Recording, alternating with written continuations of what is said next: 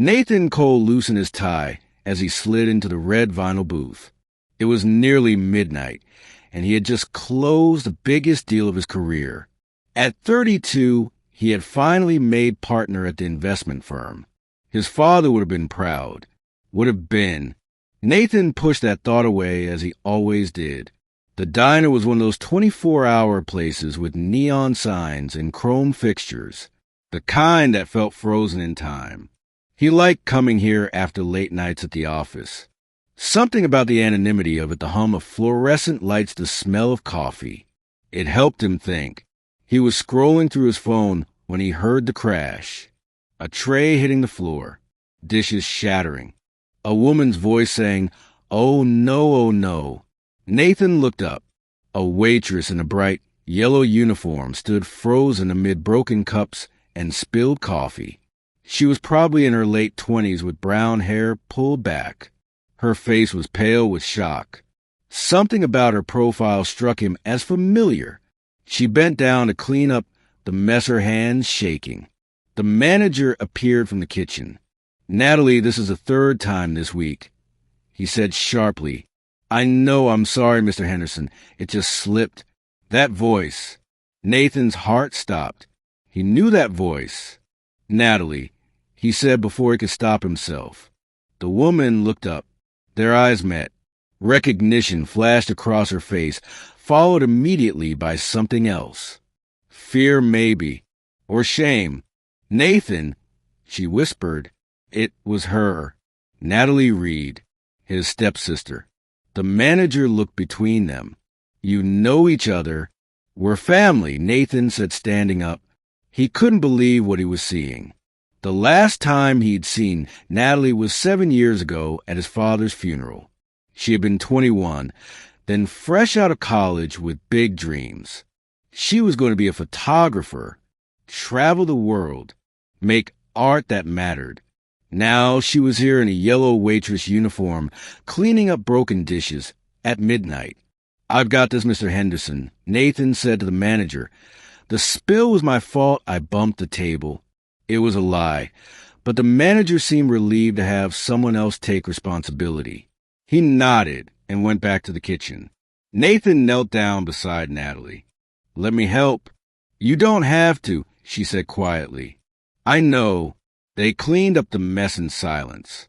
When the last piece of broken ceramic was swept away, Natalie stood. "I should get back to work." "Natalie, wait." Nathan said, "Can we talk?" "There's nothing to talk about." "There's everything to talk about. You disappeared 7 years ago, Mom. Tried. Calling you, wrote. Letters, you never responded." Natalie's jaw tightened. "Your mother, not mine," she made that very clear. The words hung in the air. Nathan remembered. After his father died, there had been tension over the will. His father had left everything to Nathan. Nothing to Natalie or her mother. Nathan's mother had said some harsh things. Things about Natalie's mother being a gold digger. About Natalie not being real family. Nathan had been too wrapped up in his own grief to intervene. By the time he realized what was happening, Natalie and her mother were gone. "I'm sorry," Nathan said now. "I should have stood up for you. I should have made sure you were taken care of." "I don't need your pity, Nathan." "It's not pity, it's guilt. I let you down. We were family." Natalie repeated past tense. She picked up her order pad. "Table 6 need their check." Nathan watched her walk away. He sat back down in his booth, but he couldn't focus on his phone. He kept watching Natalie move between tables. She was good at her job, efficient and polite, but he could see the exhaustion in her eyes. When his own waitress brought his coffee, Nathan asked quietly, "How long has Natalie worked here?" "About 3 years," the older woman said. "She's one of our best, works 3 jobs to make ends meet." 3 jobs. Nathan felt sick. After his father died, he had inherited everything. The house, the investments, the business. He had used that inheritance to launch his career. While Natalie worked 3 jobs and cleaned up spilled coffee at midnight. When the diner emptied out around 2 in the morning, Nathan was still there. Natalie approached his table. "We're closing soon. I'm not leaving until you talk to me," Nathan said. Natalie sighed and slid into the booth across from him. "What do you want me to say, Nathan, that I'm struggling, that I'm barely surviving, that every day is a fight? I want you to tell me what happened to your dreams. You were going to be a photographer." Natalie laughed bitterly. "Dreams cost money, Nathan. After your dad died, Mom got sick, cancer, the medical bills were crushing. I dropped out of school to take care of her. She died 2 years ago. I've been trying to pay off her debts ever since." Nathan felt like he'd been punched. "Natalie, why didn't you reach out to me?" "Because your mother made it clear we weren't wanted. She said I was trying to take advantage of your family's generosity, that I was just like my mother. That wasn't fair." "No, it wasn't, but it was easier to just walk away than to keep fighting."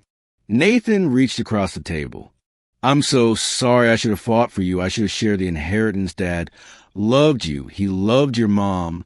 But he didn't leave us anything," Natalie said, "because he thought I would take care of you." Nathan said, "He told me that once. He said, 'Nathan, you're the man of the family. Now make sure everyone's looked after. I failed him. I failed you.'" Tears welled in Natalie's eyes. "You were grieving too. That's not an excuse." They sat in silence. Outside, rain began to fall, streaking the windows with light from the neon signs. "Let me help you now," Nathan said. "Please." "I don't want your charity." "It's not charity, it's family. It's what I should have done 7 years ago." Natalie shook her head. "I've managed this long on my own." "But you shouldn't have to," Nathan said. "Natalie, you're working 3 jobs. You're exhausted. You've given up your dreams. That's not living, that's surviving. Sometimes surviving is enough. It shouldn't have to be." Nathan pulled out his phone and opened his banking app. "What are you doing?" Natalie asked. "Dad's inheritance. It's grown a lot over the years. Investments, business deals. Half of it should have been yours from the beginning." "Nathan, no. I'm transferring money into an account for you. It's not everything, not yet, but it's a start. I can't accept this." "You can and you will," Nathan said, "because we're family and family takes care of each other." Natalie started crying. Real tears that she'd probably been holding back for years. Nathan moved to her side of the booth and put his arm around her. "I'm sorry," he said again. "I'm so sorry." They sat like that for a long time.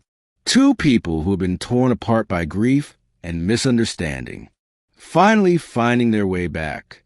Over the next weeks, Nathan helped Natalie get her finances in order. He paid off her mother's medical debts. He set up a trust fund that would give her financial security. But more than that, he gave her back her dreams. "What do you really want to do?" he asked her one day over coffee. "I don't know if I remember how to dream," she admitted. "Try." Natalie thought for a long moment. "I want to take photographs again. I want to open a small studio. Maybe teach classes. Then let's make it happen." Nathan helped her find a space. A small storefront with good light and exposed brick walls. Natalie transformed it into a photography studio. She started with portrait sessions. Then she began teaching classes to kids who couldn't afford fancy equipment, teaching them to see beauty through any lens. 6 months after that night at the diner, Nathan visited the studio.